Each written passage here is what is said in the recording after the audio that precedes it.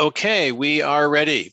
Good morning, good day, and evening again to our global audience of Extreme Tech Challenge finalists for more sessions of our 2022 Bootcamp.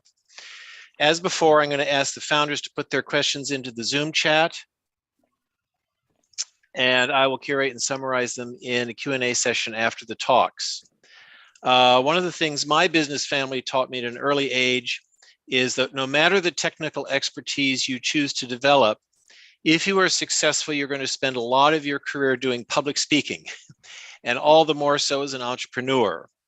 I know you've all had to do 3-minute pitches 2 weeks ago. The category winners are going to be doing 3-minute pitches again next Tuesday. Then they'll have to trim that to 2 minutes for a live appearance on stage. And the runners-up are going to have to trim that further to 1 minute, 3 minutes, 2 minutes, 1 minute. It's so hard to distill a life's work into such a small wrap, but it's essential for a startup founder. And fortunately, today we have with us a fine expert. As manager and editor of Startup Battlefield for TedCrunch for nearly 6 years, Nisha Tambe has heard literally hundreds, I don't know what, maybe thousands of startups give 3 and 2 and 1 minute pitches and has developed a keen ear for what and how to present. She's also done other work in social entrepreneurship, government, and leadership training, so it's our good fortune to share her experience. So I will edit my time and let her proceed. Nisha. Thank you so much for that fantastic introduction, and it is really an honor to be here with all of you. The companies that you are building are quite literally going to change the world, and so it's really a gift for me to be here with you all.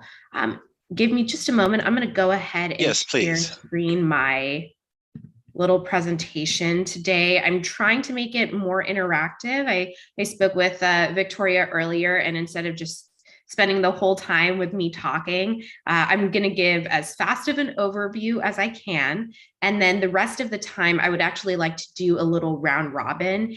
It's always easier to learn about pitching when you get an opportunity to do it and get active feedback. It's also helpful to learn what to look for in others so that when you record or you practice for yourself, you know what you're looking for when you're doing that presentation. So I'm just going to go ahead and share my screen. Let me know when you can see it. Can you see the presentation? Yep. Excellent. So again, my name is Nisha. I'm the Startup Battlefield editor here at TedCrunch. Startup Battlefield is TedCrunch's early stage launch competition. A little bit of background about me, that was shared earlier. I review thousands of companies every year, kind of like a VCA, source, recruit, vet, and train every company that we launch on stage for our various events, including Battlefield at TedCrunch Disrupt. These are early stage pre-launch companies with an MVP. Most of the times when I give this presentation, folks are interested. So I just wanted to put that info down. I know some of y'all are later stage. We've had over 922 companies go through our program. They've raised about 9.7 billion with 121, actually now it's 23 successful exits. So when you're doing your pitch, the landscape is incredibly important. Who the audience is, what your objective is, what your story is, the simplicity involved in your data. Especially when you're doing a 2-minute pitch. So this presentation is not focused on how to pitch to press. That is a different, that's an entirely different talk. So I'm going to be focusing on that kind of that shorter pitch that you'll be doing. When you're doing a 2-minute pitch, especially in a live audience, know who you're actually pitching to and what your goal is with the pitch. It should be very clear. Are you planning on raising capital? Are you looking to scale and grow your company? Are you looking for potential partners? Are you looking for the average person to be your customer? It should be tailored accordingly. That objective changes how you structure your pitch and what parts you put emphasis on, which we'll go into in the structure portion of the conversation later. The story that you craft, especially because the companies that you have built are extremely impact oriented and are really changing the world and making a difference for every person that you're presenting to, Ensuring that you keep a little bit of that story alive in your presentation, in your pitch, is so important. I see some founders strip away the passion that they have for what they're building, or the genesis story of why they're creating what they're creating. Many of you are deep experts in the industries that you're building products in, and I won't even hear about the fact that you were, the inventor of such and such, or you have IP in this, or you are the foundational research of, this energy capture process. You strip that away because you're so focused on the product, which is important, of course, but story, when an investor is looking for a story, looking for an investment, that story and looking at the founder is so crucial in that process, especially if you're looking at more early stage investments. It's a relationship. The founder is somebody they're going into a relationship with, and they want to understand who you are and why you've built the company you're building. Simplicity. If you cannot explain your company to a 6-year-old or a 7-year-old, and they can't at least regurgitate the basic information about what you're doing and why it's important, then you're complicating your pitch. Pitches should be simple. For the 90% of your pitch, 10%, if it's a highly technical product, focus on that. But 90% of your pitch should be extremely simple. And the last component is data. Now, this sounds very straightforward, but it's a surprising number of founders that aren't well versed in the data behind their company. So that means what their churn is, what their metrics look like, who their competitors are, what their timelines look like. All that data, all that information about your company, you should have on hand. When you're doing a 2-minute pitch, your structure is really important. Again, your audience and your objective are two of the core pieces that you should be looking for when you're setting that North Star in your pitch. Keep it flexible. Your pitch in different environments should not be the same. I recommend that founders have at least 7 different kinds of pitches that they can do at the drop of a hat at any given time. Make it yours. When you're doing a 2-minute pitch on a main stage at an event, you want to make sure that you stand out. I'll be sharing a structure of what can be a good 2-minute pitch. I don't want that to be the only thing you walk away with as, oh, this is the perfect formula and it works all the time. Because if you're pitching with the larger cohort of people, so more than, I would say, 3 or 4 companies, you need to make it yours. It does not have to follow this exact structure that I will share. Make it stage relevant.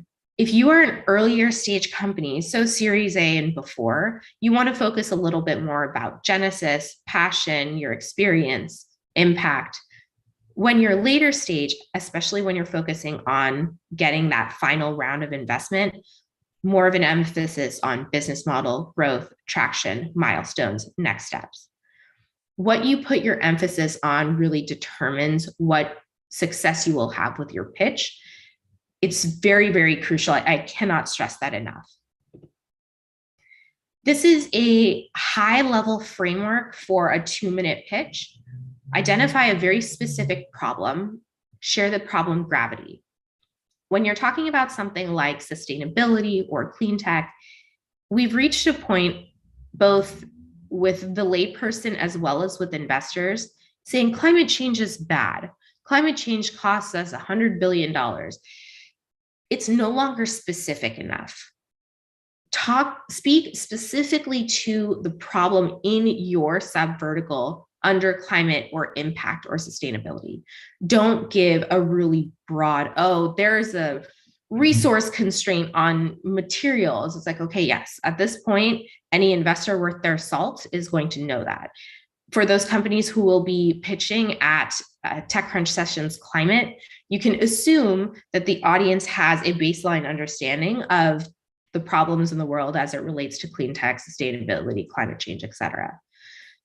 Now, again, audience matters. If you are not pitching at a climate event, you might have to do a little bit of that pre-work in your 2-minute pitch, but I would very much recommend specificity in the problem. Problem gravity. Financial impact of a problem is important.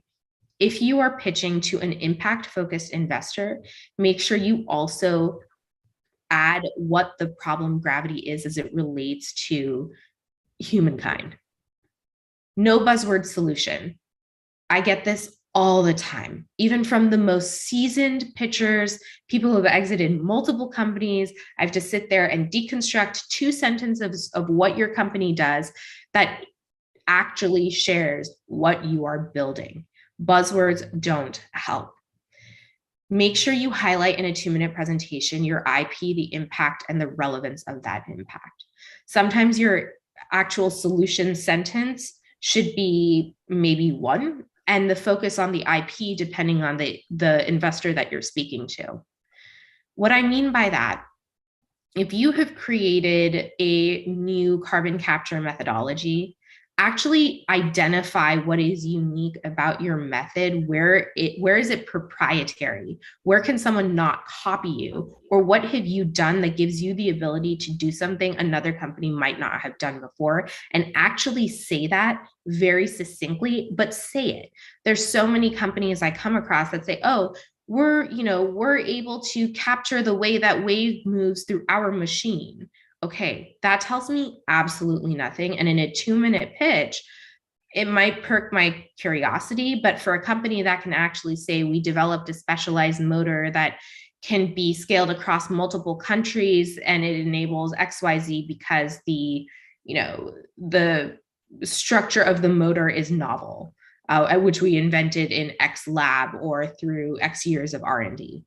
That is going to tell me so much more about the development process of your product than just saying, oh, we capture the wave energy.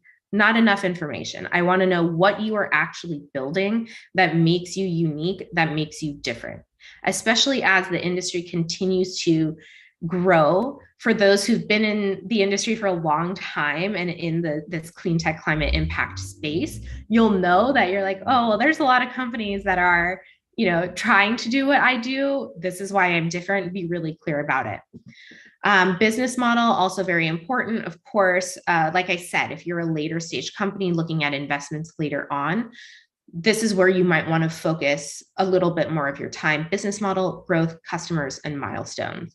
Share your milestones. We will be at X place by 2024. We will be in Y place by 2025 or Q1, Q2, Q3, etc. This is also important because investors track success of companies even if they haven't invested in them. If you are in an investor's pipeline, it means that they have their eye on you. When you share that you will do something by Q3 of 2023 and then you accomplish that, when you go back to have a conversation with them, if they have seen that you have accomplished the goals that you set out to, that is a big plus in your favor. It is more likely that an investor is going to give you an investment if you can show them track record of success of hitting the milestones that you set out. There is an art to the 2-minute pitch. It is not all structure, facts, and data. For a mass audience, you want to also make sure that there's connection points that you can, involve them in. If your product has any sort of consumer facing impact, any sort of relationship to government, any sort of, even if it's connecting with Toyota because you have invented a new kind of, sustainable composite material for cars, find a way to connect that with an average viewer if you are doing it for a live streamed audience, just so that you are getting the interest of every person who is watching. Presentation matters. We'll kind of dive into this shortly. Connection, always have a way to connect with your audience. Founder investment and passion. I want to know that you care about this. Running a company is incredibly difficult, and the real fuel is not going to be the one customer that you get or the next customer that you get or the 100th customer that you get. It's going to be your passion, what drives you, and why you're building what you're building. Now, specifically when you're presenting on stage, Victoria had asked that I kind of tailor this to that 2-minute stage presentation. It is a soft skill. Talking like this with a straight face is not going to get people excited. You want to make sure to be animated when you're on stage. It's a soft skill. It takes practice. I don't recommend taking a support of any kind to be able to do it. It really is just practice. There's a couple of things that you can do to make sure that your passion comes across. If you have trouble emoting in any way, and it doesn't matter, you can have the most industrial of products, you still have to be equally as excited as a kid going to a candy store for the first time. That is the energy that I want to see with your pitch every time that you're on stage. The soft skills that you can enable, if you need to be more emotional or emote more when you're on stage, especially for a lot of international founders or engineers, which I think are 75% of the folks on this call, it might feel uncomfortable to you, but it is actually really important because you're going to get an opportunity to share your dream and your vision with the audience. To do that, some things that I recommend founders practice is, let's see, do I have one on me? Of course I don't right now. I do, excellent. The pen trick. A lot of people put pressure in their jaw when they're doing their presentation. I know I'm sharing screen. If you find me on the little rail, you'll be able to see this too, but I would recommend taking a pen and putting it in the back of your mouth, not vertically, horizontally, and practicing your pitch like that before you do one on stage like this. Why? Why do I say put the pen in your mouth? You're like, oh my gosh, Nisha is ridiculous. What is she doing? If you can hear me and if you can understand me, it means I'm enunciating enough. There's clarity in the way that I am speaking. I know that you'll be able to understand me. It also helps with timing. Those are the two main helpers with the pen trick. It also fatigues your jaw. That means your jaw will be able to open a little bit wider, which, especially if you're pitching in English, English is candidly, it's an ugly language, which doesn't make a lot of sense. And this helps relax the jaw so you can make the wider and flatter sounds as you're pitching on stage. Like I said, really odd soft skills. When your jaw is fatigued, you're also able to emote more. Some tricks and tips for emoting more. Look at a wall, stand about 7 inches, 6 to 7 inches away from a wall, and try and get a person behind you to feel the energy when you're pitching towards the wall. It is really hard to pitch towards the wall. It feels extremely uncomfortable, but it's great practice for how you can get your emotion, your passion level up for the stage. Again, clarity is really important. When you're practicing your pitch, make sure you practice it to a child. If the child can understand you, at least at a high level, then you've done well. If they cannot, then you need to go back to the drawing board with your actual text. Follow through is critical. Once you've done a pitch, make sure that you have a debrief ready. An email, you should always have a templated email in your inbox. You should be reaching out either on LinkedIn or on Twitter. Make sure that you connect with the investors who have been your judges or the funds that have been your judges, and make sure they know who you are. They have your shareable deck. Sometimes I recommend that companies not always give out the decks that have deep IP in the deck, because you want it to be a little bit more of a teaser than a full scope of what you're building, unless the investor specifically asked for that.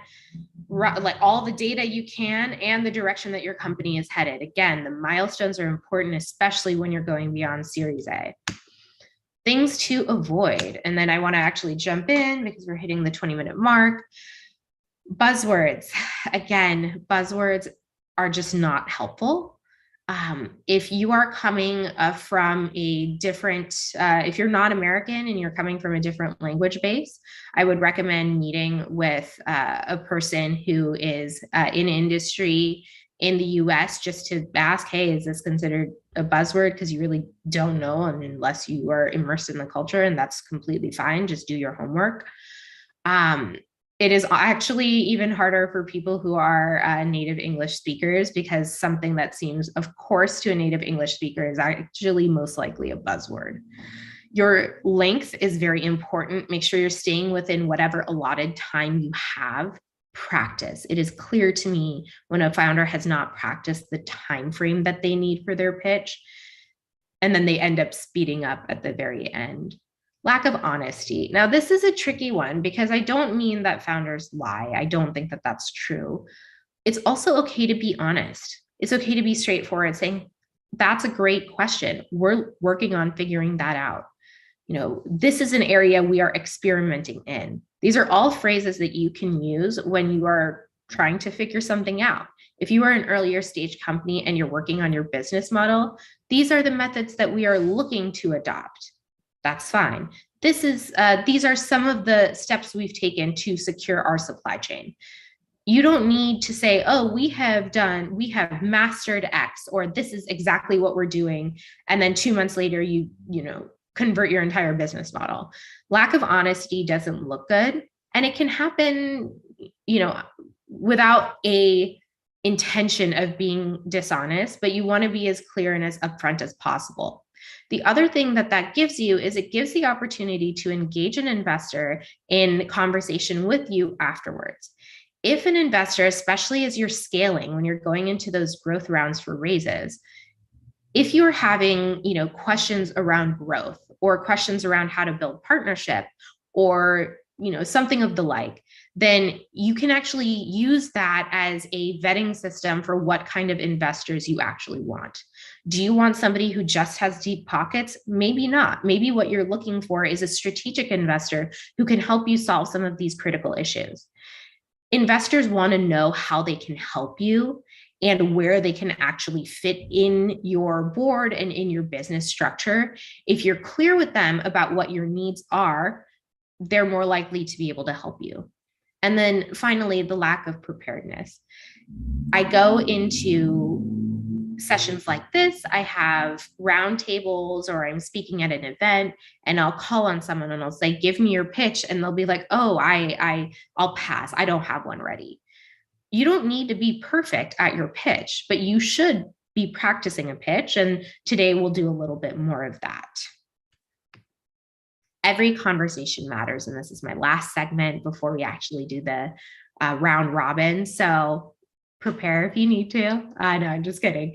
But every conversation does matter. It doesn't matter if that investor or that potential partner doesn't work out. Every connection you make can be a connection to the next person, the next investor, the next, supplier, vendor, client, whatever. It is all connected. Make sure that you honor those connections. Make sure you treat any person you meet with the appropriate level of respect, follow-up, follow-through. Have a follow-up system. So what does a follow-up system look like? I recommend that founders have preset emails, preset decks, that they have, access to newsletters, data, information, things like that for different kinds of investors, for clients, for vendors, for customers, all of that just preset in the background. It'll shorten your time in terms of actually following through on the conversations that you've had with that person.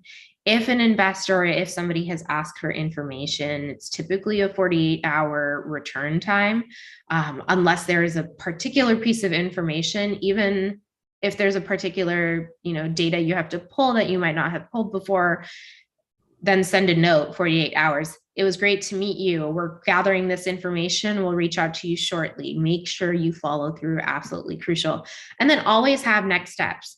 So what does that mean is, even if you're pitching to an audience, say TC Sessions Climate, you're pitching to investors, you're showcasing what you're doing, there's also a really amazing audience in front of you who is either going to be potential partners or government institutions or just people who are really interested in what you're building.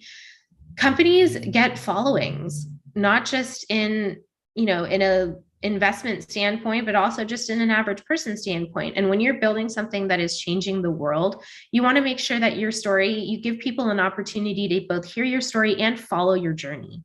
That journey, that connection, that access to your experience is so meaningful and such a beautiful way to build the brand and build the product that you're trying to build. It also drives demand. Prior to working at TedCrunch and the sustainable conference, sustainable innovation competition I ran beforehand, I worked in government. And it is very clear to me that people are passionate about things that help the world. And if you can connect with people, they can be your advocate in ways that you might not even know. So that's kind of it. I know this was a bit long, but I hope you found it helpful.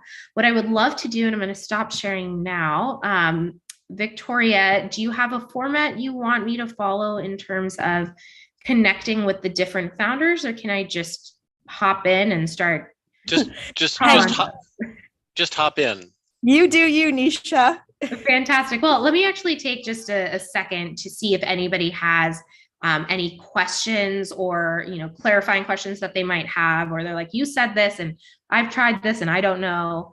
Anything like that, that's also fine, but I'll give you all a second to just ask any questions. I know there's going to be some in the chat, but I didn't see any. So do let me know. We'll take just like 30 seconds to a minute. Gather your courage to have a question and ask away.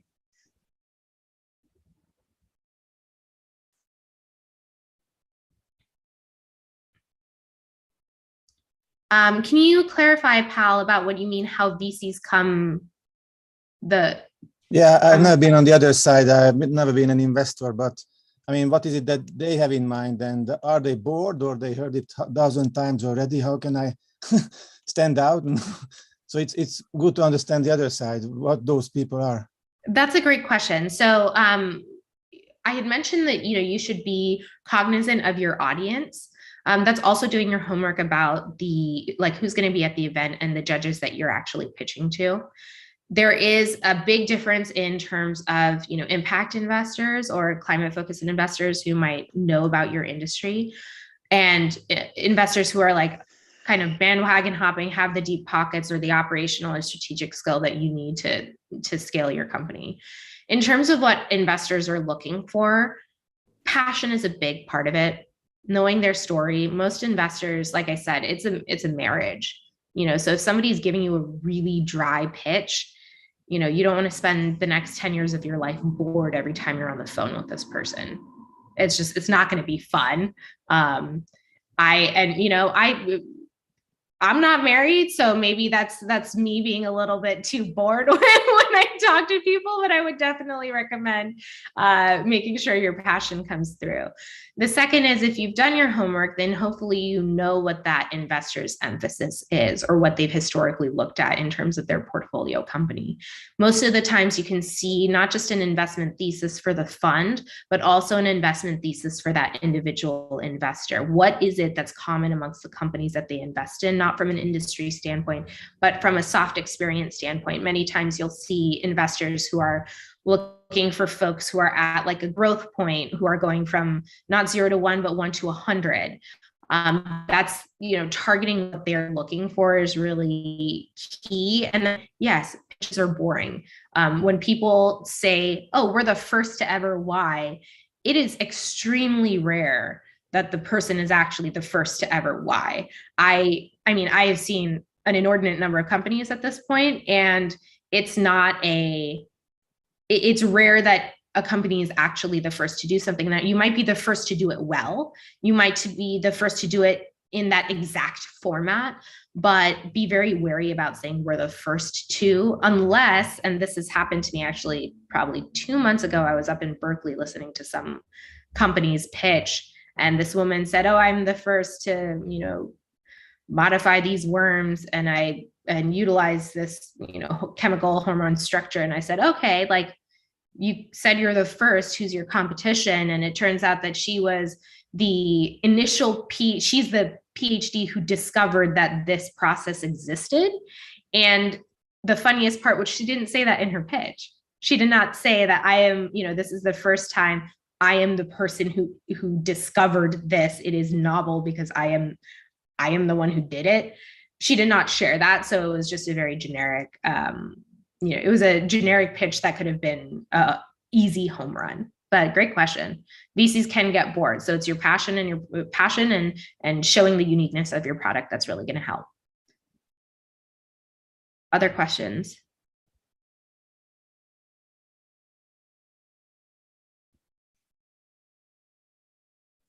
Okay, hi, Nisha. My name is Zain, and I've had this chance of, you can say, representing at stages like GITEX in Dubai and then in LEAP in Saudi Arabia. We were also one of the winners of the creative economy. there has been no winner from our country for the last 7 years on that stage. Congratulations. And yes, thank you. And actually, before that, I was like rejected over 850 times by the investors. That's just like the VC stuff. So what I actually understand with what you just said is connecting. I remember when I was pitching, there was this part where I kept on emphasizing that I'm representing the 90 million people who are not even part of the data that we're talking about. You know, you're talking about data protection. I have 90 million people who are not even part of the data. I took 3 minutes on that. I emphasized on that, and I give a very small solution for that. The judges and the VCs that were sitting there, they told me that, why did you emphasize on the problem so much? And ultimately, they asked me some questions, you know, like in the 5-minute follow-on questions, where they asked about the team and everything, and it was all prepared.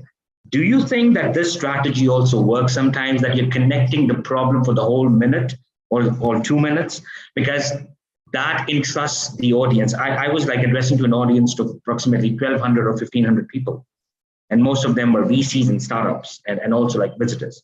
So what do you think, like emphasizing, or like if you have 6 parts in a pitch, you're emphasizing on one, is it wise? The reason that I guess I would hope, well, we can start with you in just a second with your 2-minute pitch. In terms of emphasizing a specific segment over another, it really does depend on what you're trying to get out of your pitch. When you're emphasizing a problem, say if you're saying, oh, you know, my product is relevant for a 90 million people who are outside the data set, you know, they're not even factored into the market potential here. I would say that the challenge might come in not explaining the gravity or the significance of the problem with clarity. That's probably the missing piece here, is like, okay, here's the big problem, but why does it matter, right? It's why does it matter is either financial or like human impact oriented. It shouldn't take that long to discuss the problem. You really do want to show what your company is building, and you can also integrate the problem pain or the pain points into the rest of your pitch. So say you're talking about your business model later in your presentation, or even let's say you're talking about your team and you have a product that is specifically relevant to people in your area that somebody else can't build. You can say that, you know, our team hails from XYZ countries and we have, you know, personal experience with this problem that no other founder or founders from outside the region cannot even begin to comprehend. This is why we're experts with our team. So that way you're able to say, hey, this is one of the problems we're solving, and this is our team. So you want to still kind of pepper it in. I call it breadcrumbing. It's basically where you take little pieces of one of those big categories and intersperse it throughout your pitch, rather than making it like problem, solution, IP, business model, customers, growth milestones, etc. If you pepper that in, that will actually be more powerful, especially for something that you're talking about right now. All right, so I'm gonna pick on a couple of folks, and I would love for y'all to hop on camera if you can, because that does make a difference when you're pitching. Henry Marima.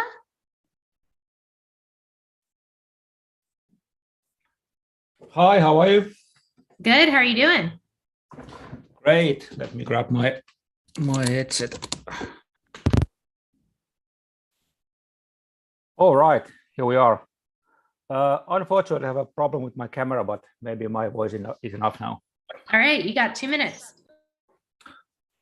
All right, let me kind of start with kind of lamenting that I don't have prepared this, and the pitch for UNICEF was 5 minutes, so kind of I need to get it down a lot. All right, here goes.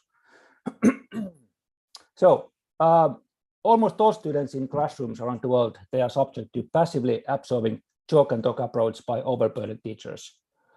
In reality, schools and classrooms, they do not benefit, they get the benefits from digitalization. And what's more, classroom learning is done with tools that are literally hundreds of years old. So our solution to this challenge comes from University of Turku, a globally top 1% university. They've been researching digital tools in education for more than 17 years. And the result of this is Edu10. an innovative practice and assessment learning analytics platform that harnesses the power of AI, gamification, and deep pedagogical expertise from Finland. So Eduten provides students with a huge ready-made content library with just the right level of challenge.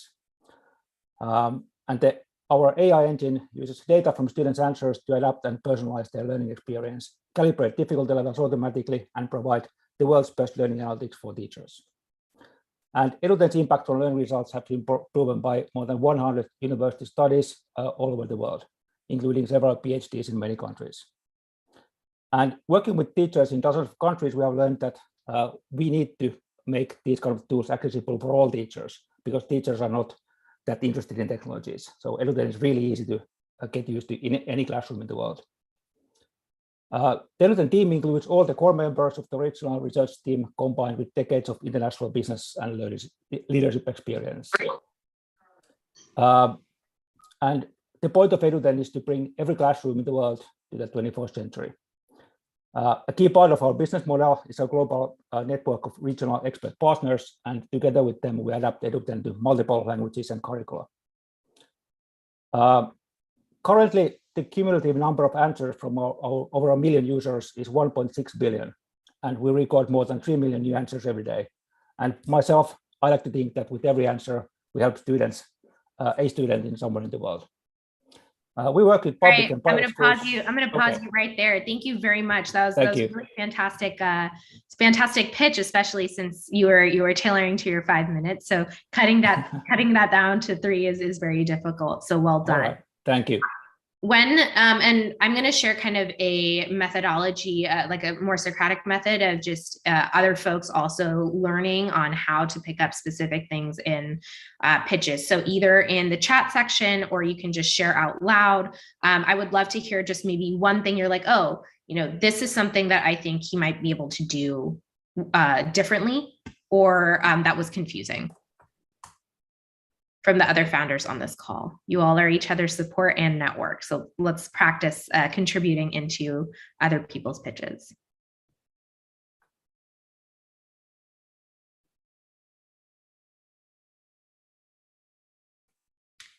Great point. So one of the points that was shared is, I think simpler sentences. I think sentences could have been simpler. True. You had a lot of compound phrasing in your sentences. Great point. When you are doing your pitch, you want to make sure that there is clear, short, and direct sentences with what you're building. It was a little bit more long form and written. The hook was missing, and you did share the problem, which was that classrooms aren't necessarily digitized, but that's not true in every country. So if you have a target market or a region that you're focusing on, you need to be clear about that from the beginning. I wasn't actually sure what your go-to-market strategy would even be, because I had no idea where you were targeting. I actually grew up in, Cupertino. Granted, I grew up there a couple decades ago, but it was still, it was the home of Apple. So our experience is very different than, say, my cousin in India's experience would have been. So I need to know who you're actually building this product for. And that was a key point that was missing.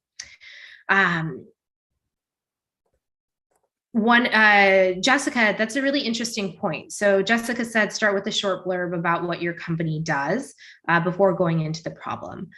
That works depending on what the product is. If it's a product that is very technical, then I recommend starting off with a one-liner about what you're building.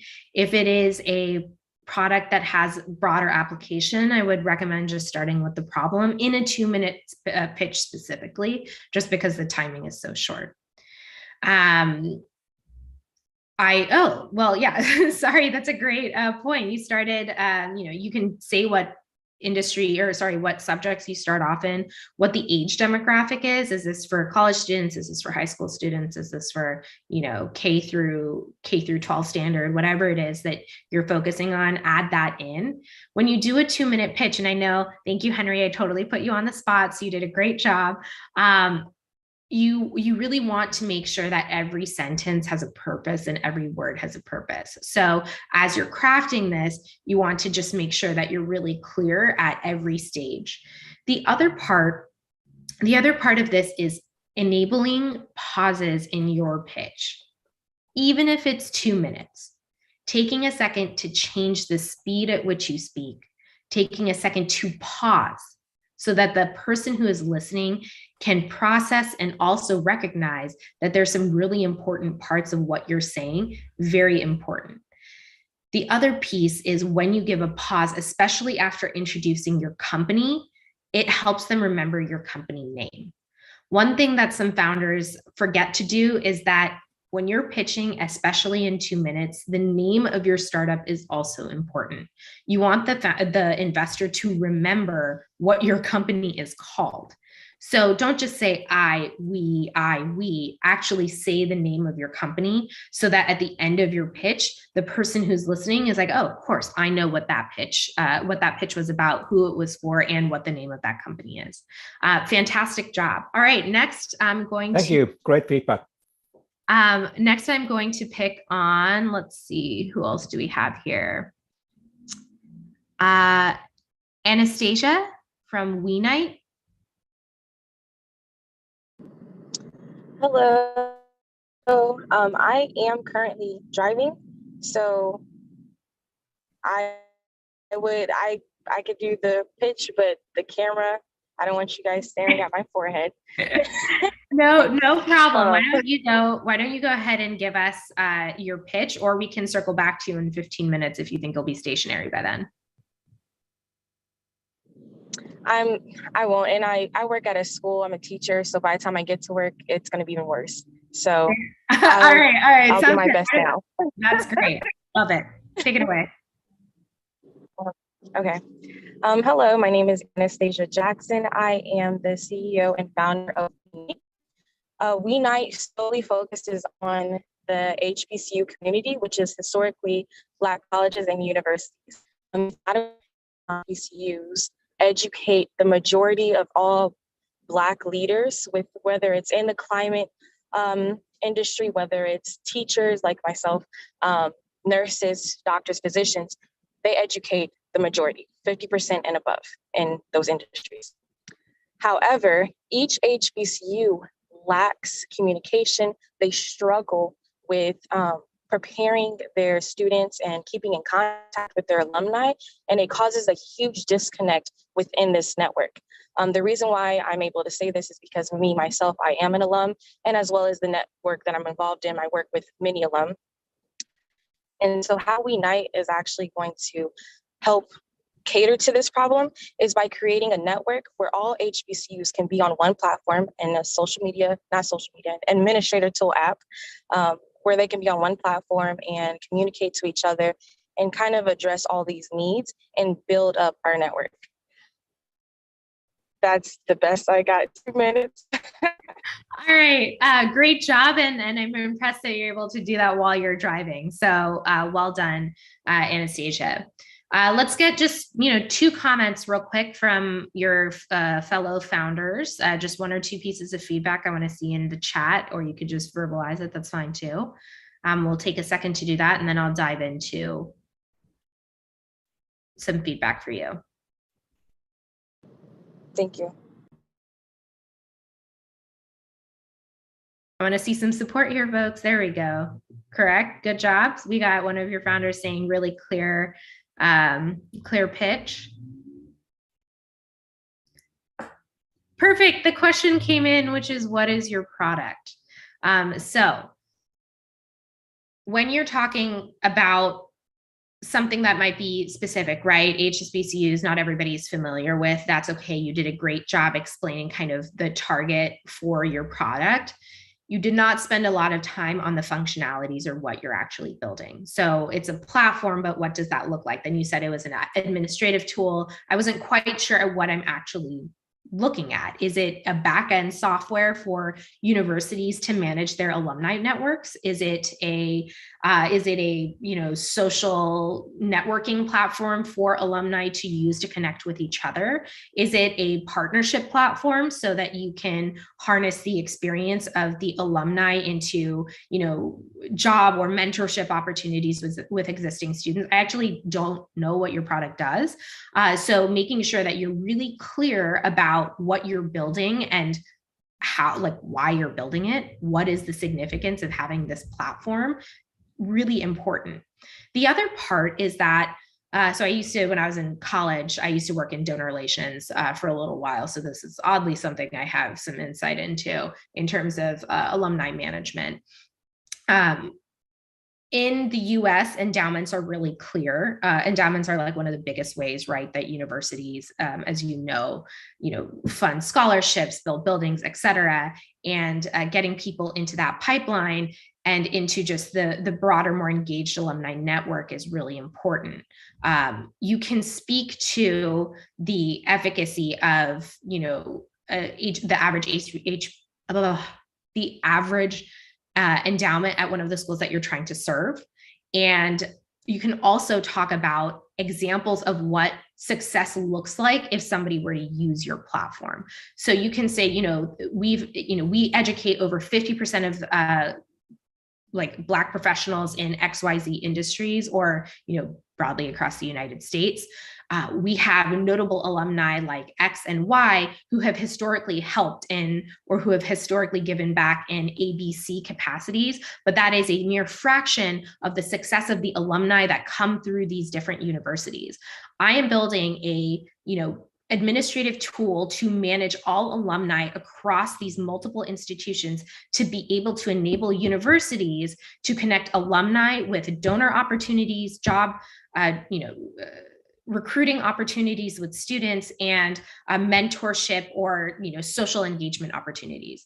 We do these 4 things through Y format. That'll be really clear about what the application and an example of what success looks like for a product like what you're building, and showing that you actually have a huge scale and a huge market available to you that is just completely untapped, and it's just an under-resourced area, and universities in general are extremely under-resourced. All right, next up, why don't we have Microfuse Emmanuel? Why don't you go ahead and do your pitch? And also thank you again, Anastasia, for being able to do that in the car and driving well. So stay safe while you do that. All right, can you hear me?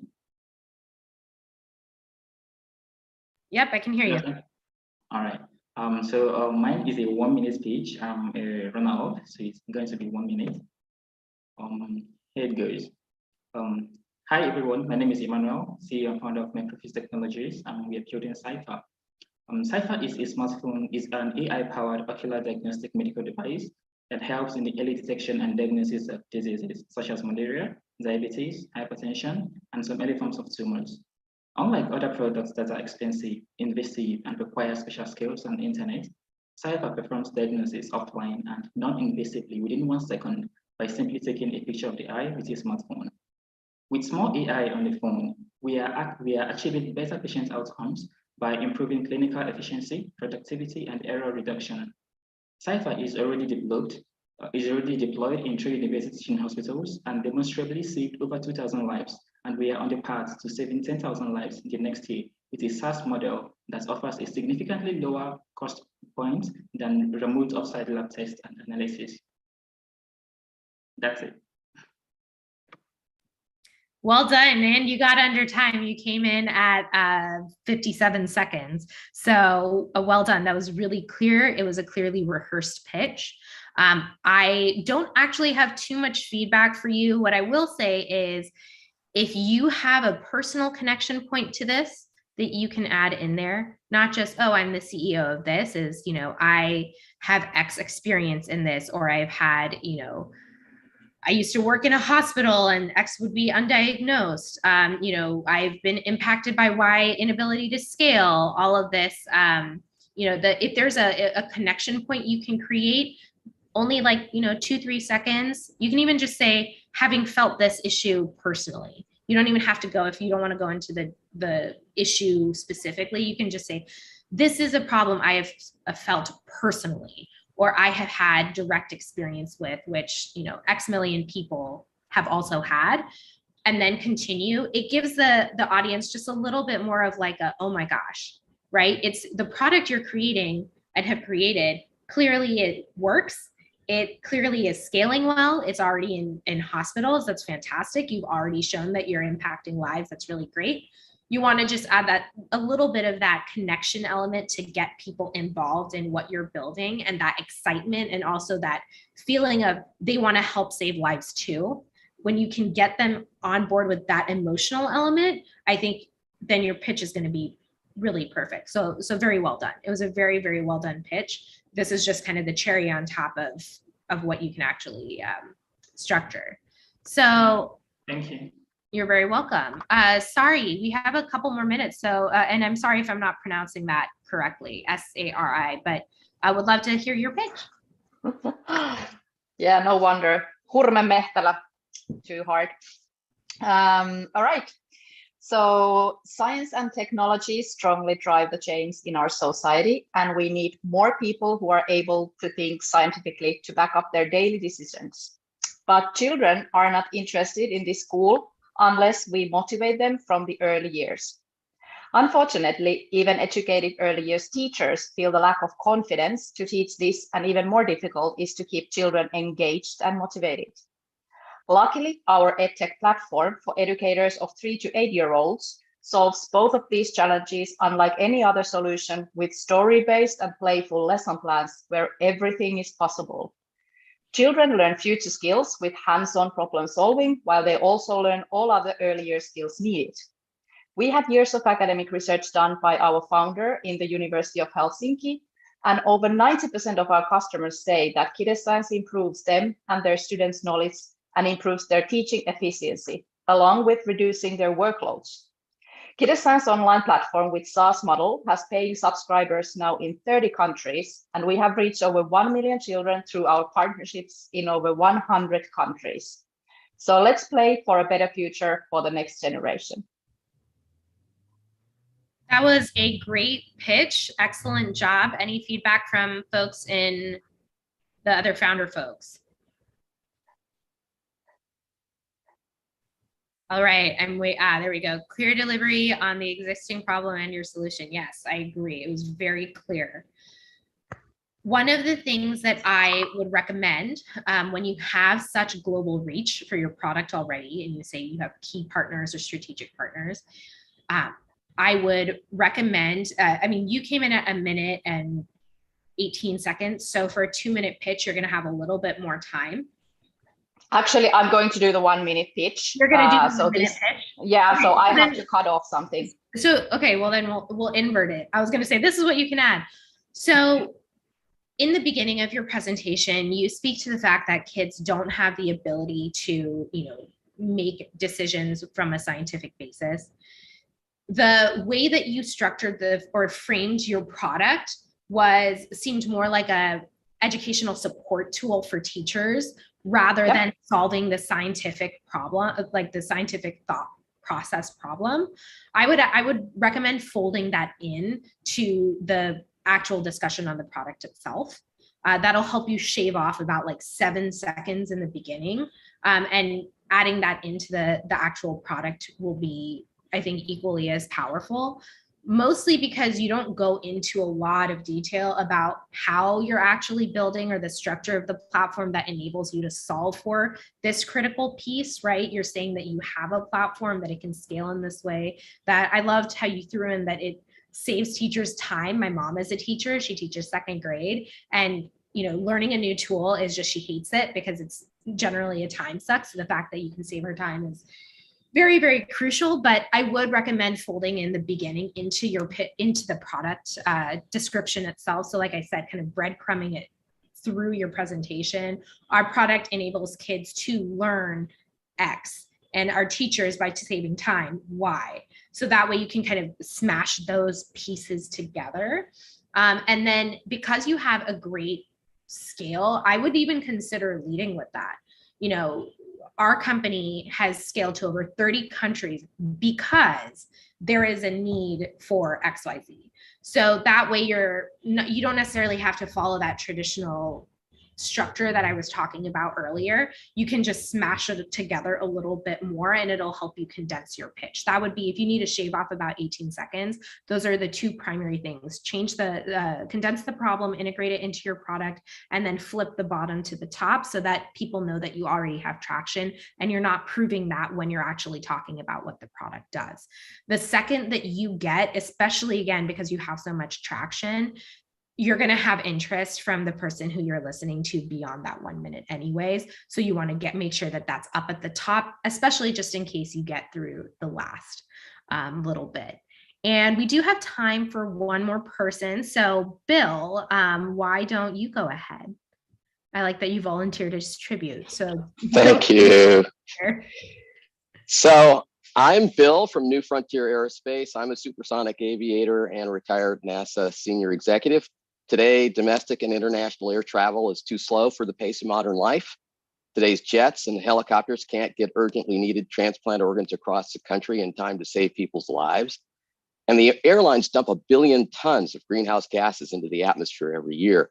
So we're building a renewably fueled, hypersonic, vertical takeoff and landing aircraft. You see it pictured here. And it can deliver passengers and urgent cargo anywhere on Earth in 2 hours or less. Our product will be 10 times faster than today's jets. Our farm to fuel cycle is net carbon negative. And unlike our competitors, we do not need long runways. We'll operate from thousands more vertiports and heliports with convenient access to millions more customers. We're executing a $750,000 Pentagon contract, have secured a $25,000 contract from a major defense contractor. We've received $133,000 in non-dilutive grants, and we've raised a $200,000 pre-seed and have a $3 million signed term sheet. We have hundreds of millions of dollars worth of signed letters of intent. We're ready to scale and make a profound positive impact on both the climate and people's lives. Excellent. So since we are running up on time, I'm just going to go ahead and dive in. Are you doing this for the 1 minute pitch or for the 2 minute pitch?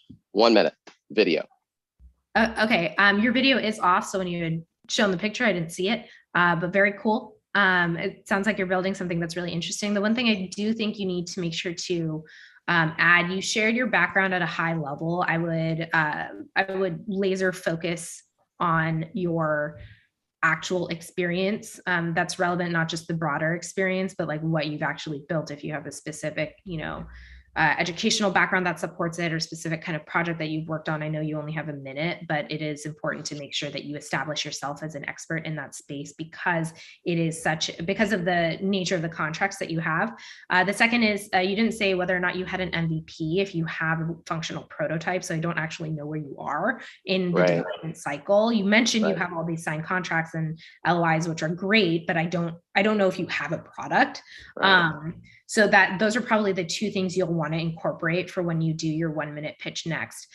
Things to shorten is, again, 1 minute pitches, similar to what I had told Sari earlier, is I would breadcrumb this. I would say, we're building a plane that can take off and land from anywhere that will not, will reduce greenhouse gas emissions. That some of the problems that you were setting in the beginning are very fundamental, and you don't really need to talk about how airlines are dumping so much CO2 into the air and greenhouse gas emissions. It's now like commonly understood. So you can just say that you're solving that problem, or we're creating an energy efficient solution. We are not, putting carbon out into the air for a 1 minute pitch. I would not say the same thing for a pitch if it was like, I would say 4 or 5 minutes. But for this, just say what you're solving for, because it's fairly obvious what you're doing. And the fact that you can do it in a 2-hour window by itself, like even if you weren't doing all the other things, is impressive enough that you'll get people's attention with that metric alone. So the problem segment is not as relevant because of the nature of the product that you're building. Thanks, Nisha. Very much appreciated. And thanks for the positive feedback, Krasimir and everybody. Yeah, you guys are doing fantastic work. So okay, thanks to everyone. We are at the top of the hour. Thank you, Nisha, so much. This has been very helpful. I've learned a lot. And I want to remind folks that several of us are still available for pitch coaching. If you look in the chat, Nancy Yuan has put the link there again. Some of you I know have gone through Philo. That's still available for the rest of this week. And I will also, we have an hour's break, but please come back at the top of the next hour for our second session today, which is on how to leverage large corporations' desire to innovate through startup collaboration. We have a senior manager from one of our founding sponsors, NXP Semiconductors. We'll be back on in 1 hour on that unique Zoom link. And again, Nisha Tambe, thank you very much. She's helping us put together the TechCrunch event next month, and I hope you can all come. Thanks, Nisha. Thank you, everybody. Thank you all so much. Best of luck. Thanks and bye-bye. Bye. Thank you. Bye.